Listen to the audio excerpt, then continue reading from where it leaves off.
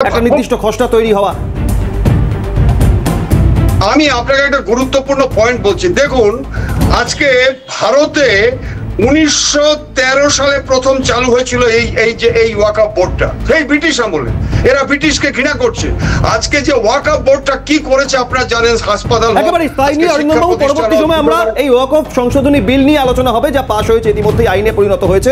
কিন্তু সবথেকে গুরুত্বপূর্ণ অরিন্দমবাবু, আজকের আমাদের এই আলোচনায় চাকরি হারিয়ে সর্বহারা দিশেহারা যাদের পরিবার পরিজন কান্নার রোল, তাদের মারমুখী হওয়া যায়। আর ওয়াকফ আইন তার বিরোধিতায় রাস্তায় আগুন জ্বালিয়ে সাধারণ মানুষকে ব্যতিব্যস্ত করা হচ্ছে।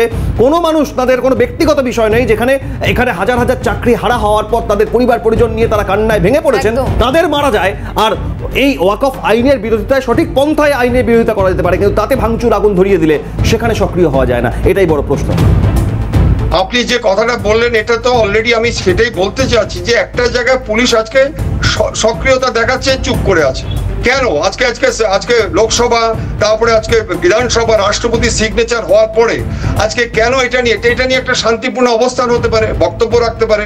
কিন্তু এখানে যে টায়ার জ্বালিয়ে যে আজকে বিক্ষোভ হচ্ছে, আজকে গাড়িগুলো যে ভাঙচুর, আপনি জানেন পিডিপিপি অ্যাক্টটা কি করেছিল, যে পাবলিক যদি কোনো আজকে ডিস্ট্রয় করে, কোনো সম্পত্তি ডিস্ট্রয় করে, আজকে কিভাবে সাহস হচ্ছে তারা? আপনি আপনাকে বলুন যে গতকালে যে আজকে এডুকেশনাল প্রোগ্রামগুলো হচ্ছিল, তারা কি ওখানে আগুন জ্বালিয়েছে? তারা কি আজকে বোম বাস্ট করিয়েছে? তারা কি লাঠি সোটা নিয়ে আজকে পুলিশকে একের পর এক অত্যাচার করে বাড়ি ঝোল ভাঙচুর করেছে? কিছু সংখ্যক যা করেছে, আমি একটা জায়গায় শুনলাম পেট্রোল জ্বালিয়ে দাও। আজকে ঠিক আছে, যদি সেটা তার বিরুদ্ধে অ্যাকশন হবে, একটু সঙ্গে থাকতে বলবো। কিন্তু আজকেও আমরা দেখতে পাচ্ছি কার্যত সেই একই ছবি, অর্থাৎ শিক্ষক যারা সমাজ গড়ার কারিগর, তাদের প্রতিরোধ করতে কিন্তু সেখানে একেবারে পুলিশে ছয়লাপ গোটা এলাকা, যেখানে তারা একেবারে শিশুদের সঙ্গে নিয়ে, কোলের শিশুকে সাথে নিয়েও অনেক মারা রয়েছেন, যারা এই আবহাওয়ার খামখেয়ালিপনা উপেক্ষা করে তারা রাস্তায় বসেছেন। এবং এখানে আমরা দেখতে পাচ্ছি আজকেও রীতিমতো তাদের প্রতিরোধ করতে এসএসসি ভবনের সামনে রীতিমতো পুলিশে ছয়লাপ গোটা এলাকা। কাদের প্রতিরোধ করতে অভিক? শিক্ষকদের, চাকরিহারা শিক্ষকদের, যোগ্য যারা নিজেদের দাবি করছেন, তাদের জন্য রণসজ্জা সাজিয়ে রাখা হয়েছে আচার্য সদনের সামনে, এসএসসি ভবনের সামনে। আর কসবায় সেখানে লাঠির বাড়ি, লাঠি খেতে হলো এই চাকরিহারাদের। কিন্তু তারপর সব কিছুকে হারিয়ে দিচ্ছে বিভিন্ন ক্ষেত্রে, যখন নিষ্ক্রিয়তা দেখা দিচ্ছে, বিভিন্ন প্রতিরোধ বিক্ষোভ দেখাতে গিয়ে, কোনো আইনের বিরোধিতা করতে গিয়ে যখন এই নিষ্ক্রিয়তা দেখা দিচ্ছে। সব মিলিয়ে আজ একদিকে শিক্ষামন্ত্রীর সঙ্গে বৈঠক, অন্যদিকে আচার্য সদন, এসএসসি ভবন অভিযান, সেখানে পুলিশের সক্রিয়তা আবার কিভাবে লক্ষ্য করা যায়। ইতিমধ্যেই জানি যে আমরা রাজ্য পুলিশের তরফ থেকে ADG law and order Javed Tamim নির্দেশিকা জারি করেছেন যে এক্ষেত্রে দাঁড়িয়ে এই চাকরি হারাদের বা যারা ডিআই অফিস অভিযানে যাচ্ছেন বা যারা এই বিষয়ে বিভিন্ন দাবিতে পথে নেমেছেন, তাদেরকে বুঝিয়ে তাদের বোঝাতে হবে, তারপর আন্দোলন সেভাবেই রক্ষা করতে হবে। কিন্তু তারপরেও কসবার ঘটনার পর সেই নিশ্চয়তা কি পাওয়া যাচ্ছে? অরিন্দম আচার্য রয়েছেন। অরিন্দম বাবু। না, ঠিকই। দেখুন, আজকে যে পুলিশের হাই অফিসিয়াল যে ইনস্ট্রাকশন দিয়েছেন, কিন্তু উনি মানবিকতার দিকটা লক্ষ্য করার জন্য বলেছেন। সত্যি তো আজকে পুলিশকে তো মানবিকতা, বিশেষ করে এই যে ঘটনাটা আপনি জানেন যে আজকে হাইকোর্টে যখন আজকে আমরা নির্দিষ্ট বলা হয়েছিল যে 6276 জনকে পুরো এসএসসি যখন জানিয়ে দিয়েছিল, চিহ্নিত করেছিল, তাদের কি টেন্টেড বলা হয়েছিল। টেন্টেড মানে তারা আজকে বেআইনি ভাবে, ওইটা যদি আজকে অ্যাকসেপ্ট হতো, তাহলে এই বার্নিং ইস্যুটা হতো না। আজকে পুলিশকে যেটা বলছেন, আপনি বলুন তো, আমি যদি আজকে পুলিশে এই জায়গায় থাকতাম, তাহলে তো I should comply with the direction of my superior officer. আমি আজকে রিটায়ার করেছি, অনেক কথা বলছি ঠিকই, কিন্তু আমাকে যদি আজকে সুপিরিয়র অফিসারের আমি যদি কমপ্লাই করি, তাহলে আমার চাকরি চলে যাবে, আমাকে সাসপেন্ড করা হবে।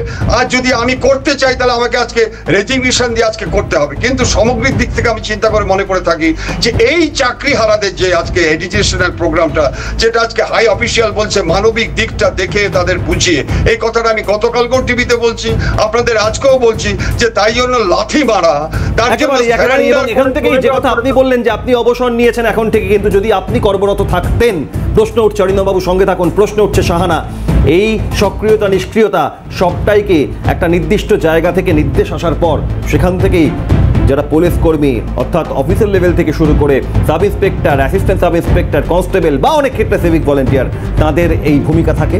অর্থাৎ আসলে গোটা চাবিকাঠিটা কোথায় দাঁড়িয়ে রয়েছে এই সক্রিয়তা নিষ্ক্রিয়তার প্রশ্ন, এই নিয়ে আলোচনায় ফিরবো।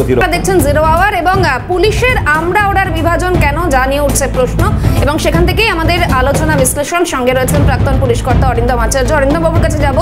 অরিন্দম বাবু, স্থান কাল পাত্র বিশেষে বারবার এই সক্রিয়তা এবং নিষ্ক্রিয়তা নিয়ে আমরাও প্রশ্ন তুলছি, সাধারণ মানুষ প্রশ্ন তুলছেন, এবং আমার আজকে যে ছবিটা আপনাদের দেখালাম, দর্শকদের দেখালাম, আপনাকেও দেখালাম, সেক্ষেত্রে যেই ছবি উঠে আসছে, আমার একটাই প্রশ্ন, যারা মানুষ গড়ার কারিগর, যারা সমাজ গড়ার কারিগর, তাদের প্রতিরোধ করতে এত পুলিশ? দেখুন, এগুলো আমি বললাম তো একটা ব্লু প্রিন্ট হয়, এবং সেটা কিন্তু আজকে ডিসি থেকে শুরু করে হাই অফিসিয়ালরা তৈরি করেন। সেখানে বলা হচ্ছে ডুজ অ্যান্ড ডোন্টস, মানে what to do, what not to do. এখন আপনারা যে কথাটা বলছেন সেটা আমিও, তারা শিক্ষক, এবং এই শিক্ষক কি তারা আজকে কিন্তু maintaining all formalities declared past, এবং সেটা এসএসসি রিপোর্টে কিন্তু বোঝা গেছে যে কারা আজকে ভেজাল মিশিয়ে আজকে ঠুকেছিল। কিন্তু এখন প্রশ্ন হচ্ছে আমার একটা আপনাদের সাথে, যে আজকে তাদের বিরুদ্ধে যে আজকে লড়াইটা হচ্ছে, তাদের বিরুদ্ধে আজকে যে পুলিশ যে আজকে অ্যাকশনগুলো করছে, এখানে স্টেপ বাই স্টেপ তো তারা এগোবে, এবং আমার মনে হচ্ছে যে গতকালকে সিপি যখন বলেছে নিশ্চয়ই আজকে অনেক সংযত হবে। কিন্তু আজকে যে বিশাল, কেন আজকে হয়তো তারা ঢুকতে পারে, আজকে ল অ্যান্ড অর্ডার ব্রেক করতে পারে, ওখানে আজকে আগুন লাগাতে পারে, কিন্তু আমার তো মনে হয় যে তারা আজকে লাস্ট রেসোর্টে এসে পৌঁছেছে।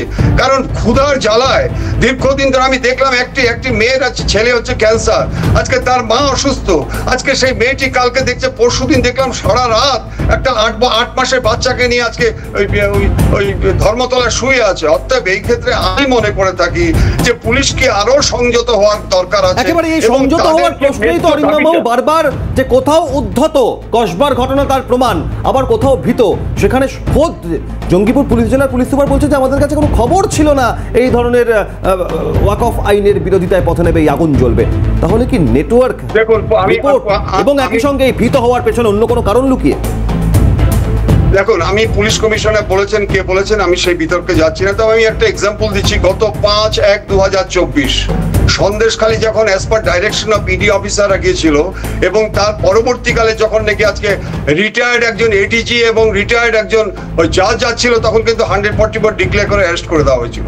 এবার আপনাকে বলি, গতকালকে আজকে যেভাবে নাকি রাজপথ আজকে ব্লক করে দিয়েছিল পার্ক সার্কাসে, আপনি বলুন তো ওখানে আজকে সোর্স ইনফরমেশন ছিল না, ওখানে 144 ডিক্লেয়ার হলো না। মোথাবাড়িতে যে ঘটনা হলো, ওখানে 144 ডিক্লেয়ার হলো না। মুর্শিদাবাদ সহ জলঙ্গি থেকে শুরু করে হাওড়ায় যে বিশাল সংখ্যক উচ্ছৃঙ্খল জনতা যেভাবে নাকি আজকে অ্যাসেম্বল হচ্ছে, যেভাবে আজকে রায়োটাস মুডে যাচ্ছে, তাহলে সেইখানে 144 হলো না, সেখানে আজকে অ্যারেস্ট হলো না। মোথাবাড়িতে কিন্তু আপনি জানবেন 19টা কেস হয়েছে, 62% অ্যারেস্ট হয়েছে। কেন আজকে প্রিভেন্ট করা গেল না? আজকে এখানে প্রিভেন্ট হয়ে যাচ্ছে। আজকে শিক্ষকরা তাদের লেজিটিমেট ক্লেম যেটা, সেটার জন্য তারা আজকে পিং পং এর মতো pillar to post, post to pillar, আজকে পাগলের মতো সাল থেকে তখন সলভ করার প্রশ্ন হলো না। সুপ্রিম কোর্ট আজকে একটা রুল দেওয়া হলো, সেটার উপরে আজকে যে আলোচনা হচ্ছে, যেভাবে পুলিশ একসঙ্গে, আমি বলছি একসঙ্গে পুলিশের যে অতি সক্রিয়তা, আপনি যদি মনে করে থাকেন যে তাদের বিরুদ্ধে বিভাগীয় তদন্ত হবে, তারা যদি এক্সিট করে থাকে তাদের বিরুদ্ধে অ্যাকশন হবে, কিন্তু আমি আজকে শুনলাম যে অফিসার নাকি গতকালকে লাথি মেরেছে, তাকে নাকি তদন্তের ভার দেওয়া হয়েছে। আমি সত্য মিথ্যা জানি না, অন্য টিভি চ্যানেলে দেখলাম। এটা দিতেই পারে, এটা কিন্তু দিতেই পারে, এবং হাইকোর্ট আবার স্টপ ইনভেস্টিগেশনও করে দিতে পারে। অতএব একসঙ্গে পুলিশ অফিসার বিভিন্ন জায়গায় অতি সক্রিয়তা দেখাচ্ছে, আর অন্য জায়গায় আজকে কুম্ভকর্ণের মধ্যে শুয়ে আছে। এটা কিন্তু ঠিক নয়। এটা কিন্তু আমাদের পশ্চিমবঙ্গের পুলিশের ভাবমূর্তি, আজকে সারা ভারতের কথা বলছি না, অন্যান্য স্টেটেও হয়, কিন্তু এটা ভাবমূর্তিটা কিন্তু ভালো হচ্ছে না একেবারে। এবং এই ঘটনায় যে ইনভেস্টিগেটিং অফিসার লিটন দাসের কথা আপনি বলছেন, যার বিরুদ্ধে অভিযোগ উঠেছিল, তাকে সরানো হলো কসবা থানার সূত্রে, যে খবর ইতিমধ্যে পাওয়া যাচ্ছে। তবে শাহানা, অরিন্দম আচার্য অবসরপ্রাপ্ত পুলিশ কর্তা আমাদের সঙ্গে ছিলেন, অনেক ধন্যবাদ জানাবো অরিন্দম আচার্যকে। যে ছবি আপনারা দেখাচ্ছি, যে কসবা ডিআই অফিসের সামনে যে পরিস্থিতি তৈরি হয়েছিল সেখানে দাঁড়িয়ে, আর এই প্রশ্নে SI sub inspector Liton Das একেবারে সেই মুহূর্তের ছবি দেখুন, লাথি মারা সেই মুহূর্তের ছবি মার্কিং করে দেখাচ্ছে এসআই লিটন দাস, এবং তার বিরুদ্ধে ইতিমধ্যেই উপযুক্ত পদক্ষেপ গ্রহণ করা হয়েছে, এমনটাই খবর উঠে আসছে।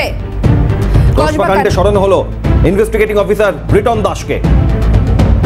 শিক্ষকদের লাঠির সেই ঘটনা, সেদিনের ঘটনা, কসবার ঘটনা, এসআই রিটন দাসের ছবি একেবারে প্রকাশ এসেছিল, ইতিমধ্যেই সরিয়ে দেওয়া হলো আইও রিটন দাসকে। সঞ্জয় সিংকে নিয়ে আসা হলো নতুন ইনভেস্টিগেটিং অফিসার হিসেবে। এখান থেকে শাহানা জিরো আওয়ারে আজকের এই আলোচনা এটা স্পষ্ট এবং এই প্রত্যাশা রাখবো, কোথাও উদ্ধত, কোথাও ভীত নয়, কোথাও আমরা ওরা নয়, সবার ক্ষেত্রে সমানভাবে লাগু হোক আইনের ধারা। ধন্যবাদ জানাবো অরিন্দম ভট্টাচার্যকে। তবে আপনারা প্রত্যেক পরিস্থিতি